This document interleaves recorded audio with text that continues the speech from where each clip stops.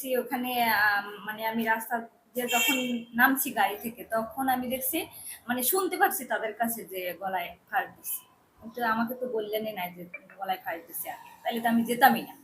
কারণ এই কেসে আমরা যেহেতু প্রাইভেট হসপিটালে চাকরি করি, তাহলে তো আমাদের এই কেসে আমরা ইনভলভ না হওয়াই ভালো। সরকারি ভাবে এদের এদের স্থানীয় সরকারি জায়গায় তারপরে ওইখানে দেখছি যে শোয়া তারে, তারপর আমি ইসিজি আর কি দেখলাম করে, কিন্তু আমি প্রিন্ট দিই নাই। এরপরে আমি হ্যাঁ চলে আসছি, আমি তাদের কাছেও বলি না যে মৃত বা জীবিত। তো না আমি জীবিত, আমি শোয়া দেখছি তখন তার কিছু নাই মনে হয়।